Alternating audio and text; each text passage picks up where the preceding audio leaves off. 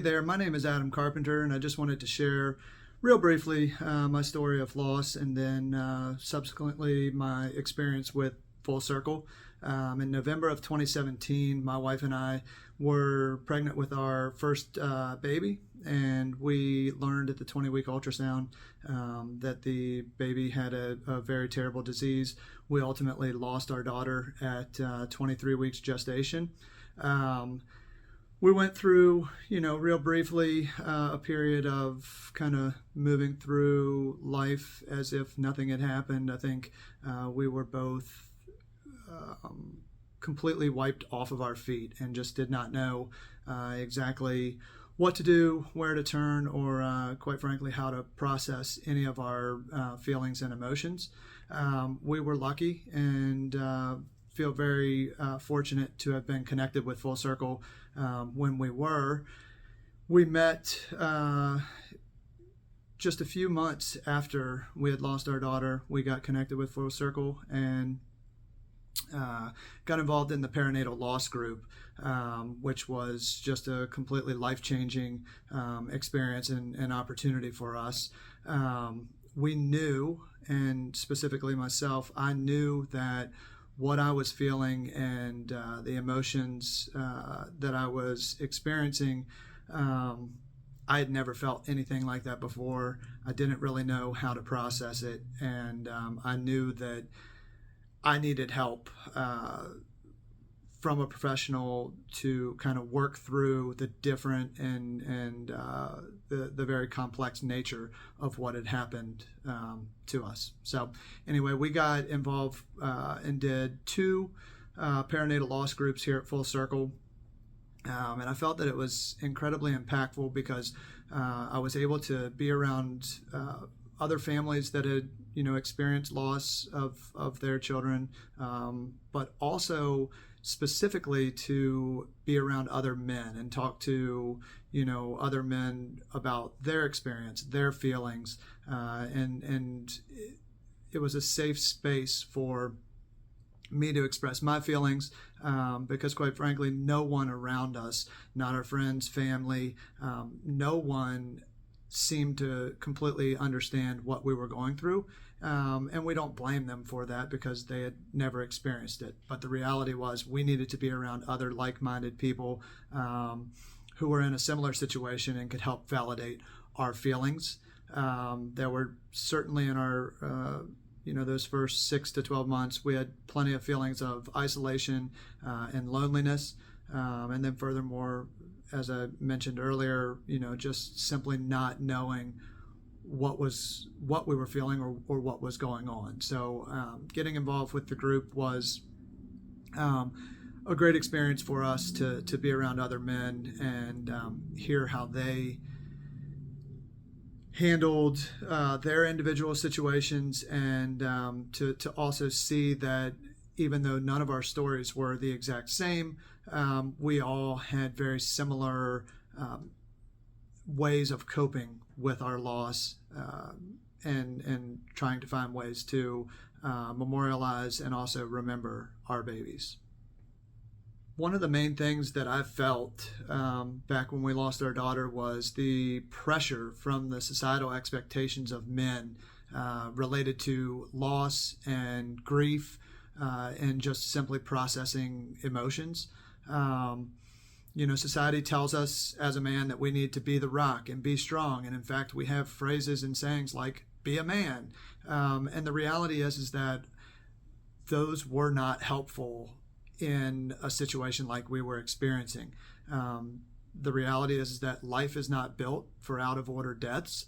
And we needed, specifically, I needed the space to be able to process my feelings, process my emotions, try to focus on what was going on inside of my brain and inside of my body. And so to hear things like be a man or to think about being the rock of the family was not necessarily the most helpful advice at the time that we had lost our daughter. I think going through everything with our daughter and losing her in such a tragic way, I think that the one thing that I've learned is that it's okay to ask for help, and that there is no right way.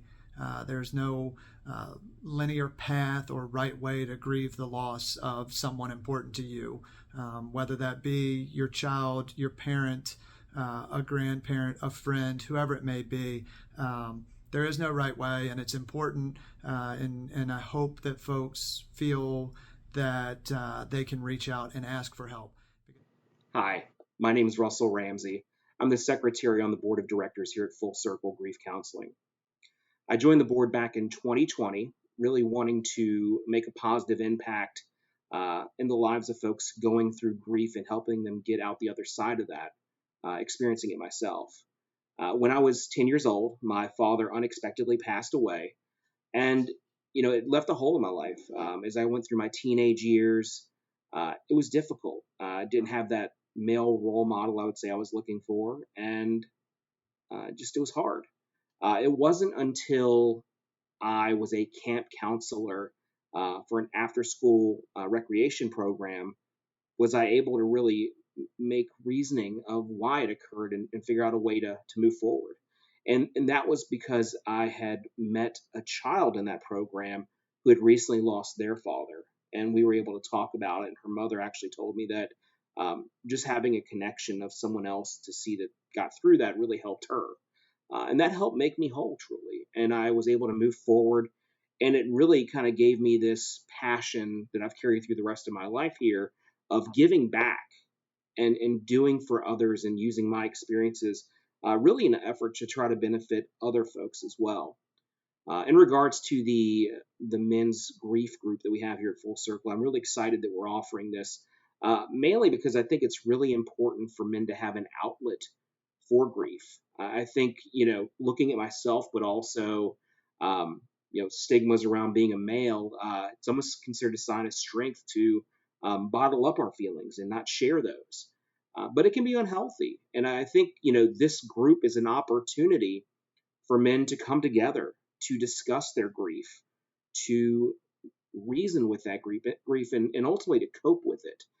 And to come out of the other side. And I think that's what's so inspiring, is to have this opportunity to see a group of men come together and do that. So I'm really excited that we'll be offering that to folks here in the near future. Hi, I'm Terry Mayfield. I became involved with Full Circle in 2018 after my youngest son, Elliot, passed away. Elliot died in his sleep at 15 months, and after months of waiting for a medical examiner report, and doing some independent scientific research, the results came back inconclusive. In this video, I want to talk about three things. First, what people don't understand about my grief journey. Second, things that I really hate to hear. And third, some coping strategies that I've come to rely upon. I think one thing that people don't understand about my grief journey is the depth of trauma that can be experienced upon finding a loved one that has passed. My wife found Elliot in his crib. I remember her screaming and running down the stairs. I performed CPR on Elliot for 10 minutes before the fire department arrived. I remember about a dozen police officers and firefighters walking through my home. And I remember driving to see Elliot afterwards at the hospital. These are things that are permanently etched into my brain. And these moments repeated in my brain over and over again for months afterwards. There was so much psychological fallout for my family. My son's behavior at preschool, my oldest son Bradley, his behavior at preschool really suffered, understandably. He was angry and confused, like the rest of us. And things were so much harder for me when I went back to work. A lot of friends and family came to Elliot's celebration of life. And then afterwards, we didn't hear from them for a long time. Some later communicated that they didn't know what to say or do, and they didn't want to bring up Elliot's name because they thought that it might hurt me. But what they didn't realize was that regardless of whether or not Elliot was brought up, he was on my mind all the time. So at the end of the day, the absence just hurt. There are people that I really valued that I didn't have around to talk to. and I would have loved to been able to open up to them with what I was going through. I thought a lot about the quote over the years, misery loves company. I think that's obvious, but I think that's unfairly phrased. I think misery just hates to feel alone. There are a couple things though I really don't like to hear, however, because I think there are things that are said to make you feel better. And I think when you're with someone that's grieving, the goal can't be to try to make them feel better. In particular, one thing is time heals all wounds. Time heals all wounds. No, it does not. If you lose your arm, time will never heal that wound. You just learn to live in spite of that. And so I think that's what grief is like. I think grief is something you learn to carry with you. It's something that becomes a part of you. Time will never heal the wound that was left in my heart with Elliot's passing. It's just baggage that I'll carry with me going forward. There's something I heard recently that I really do like, and that's grief is not a life sentence. Grief is a love sentence, and that the depth of your grief is reflective of the depth of the love that you felt for that person. I think that's true. There are some coping strategies that I've really learned to rely upon. First, and I think most importantly, is find someone to talk to, whether it's a friend or relative. Find someone that you can talk to openly about your grief. It might feel awkward at first, but it helps so much in the long run. Second, find something you still like to do. Over time, my grief has manifested as severe anxiety, so much so that I couldn't watch live sports anymore. But I started to listen to live games on the radio, and came to really enjoy that.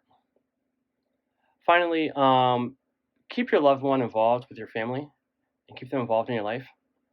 Write letters, celebrate their birthday, and if the opportunity arises and you have the energy, find a way to honor their memory. I joined the Men's Advisory Board of Full Circle because I know how hard the grief journey can be. I know it can be uniquely tough on men in a weird way, because many of us are taught from a young age to man up and tough it out, not to show emotion. I think those are dangerous thought processes when you're grieving. Hi everyone, my name is Jason Owen. I've been a board member at Full Circle Grief Center since December of 2021, and I'm here today to share a couple things with you. First, my excitement about a men's grief circle that I'm fortunate to be a founding member of, and also to share with you a little bit about my why. So my wife Joy and I have 3 daughters, 2 of whom are still with us. And our why really centers around our 3rd daughter, Tessa, who we lost in 2011 to an umbilical cord abnormality at stillbirth. As a man and as a father, when we lost Tessa, I felt like a failure.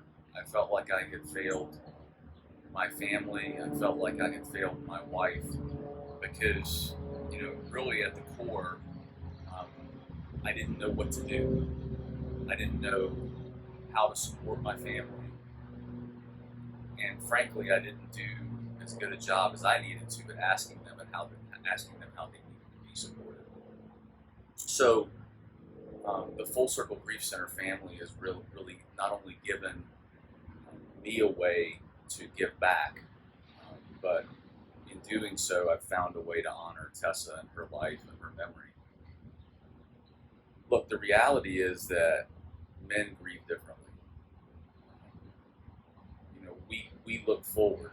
We think about what's next in the journey instead of really taking time to stop and ask and listen. We want to solve the problem. We think about the solution to the issue instead of really first seeking to understand the issues and to hear the perspectives of how our family is living day to day. And then also I think as men, we need action. We need to be able to use our hands as much as our hearts. in how we deal with grief. And so if you think about those three things, you know, always looking forward, always wanting to solve problems, and really needing action, you know, how can we as a community of men um, and as brothers and sisters, how do we really learn from this opportunity and learn how to ask, listen, and learn together? So, as I mentioned at the outset, I'm really excited about this men's grief group. I hope you'll join me. There will be on our website, fullcirclegc.org. You will see very soon a men's corner with tips, tools, and resources on how we as men might be able to learn from each other. You'll also see a calendar of events and an inaugural event that will be coming out very soon for us to get together and really learn from each other and help each other sort of get through this journey we call grief together, and hopefully in the process be better dads, husbands, brothers to those who have lost their loved ones. Thank you for hearing me out, and I hope to see you at our event.